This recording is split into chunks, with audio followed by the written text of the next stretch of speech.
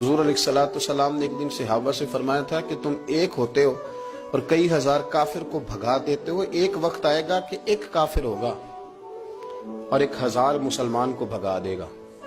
اس بیماری کو خاص توجہ سے سننا اور اس کی وجہ بھی سننا کہ بیماری پھیلتی کیسے ہے، بس اس بات کو کبھی نہ بھولنا، یہ نفع دے گی۔ کہا ایک کافر 1000 مسلمان کو آگے لگا کے بھگائے گا، کیونکہ وہ پاک طیب طاہر دلوں والے لوگ تھے۔ وہ بول پڑے یا رسول اللہ صلی اللہ علیہ وسلم کیوں ایک کافر 1000 مسلمان کو بھگا ڈالے گا؟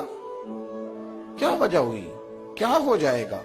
2 جملے میرے نبی کریم نے اور بات ختم کر دی۔ 2 جملے فرمایا تمہیں وہن ہو جائے گا، وہم نہیں وہن، واو ہا نون، تمہیں وہن ہو جائے گا۔ یا رسول اللہ یہ کس بیماری کا نام ہے؟ تو اللہ کے رسول علیہ السلام فرمانے لگے اس کا ترجمہ یہ ہے کہ تمہیں دنیا سے پیار ہو جائے گا اور تمہارا مرنے کو دل نہیں کرے گا۔ دنیا سے پیار کرو گے، موت کا لفظ آئے گی تمہیں کراہت آئے گی، کراہت، حالانکہ مرنا پکی بات ہے، لیکن تمہیں جب موت سے کراہت آنے لگے اور زندگی سے پیار ہو جائے پھر کافر تمہیں بھگائیں۔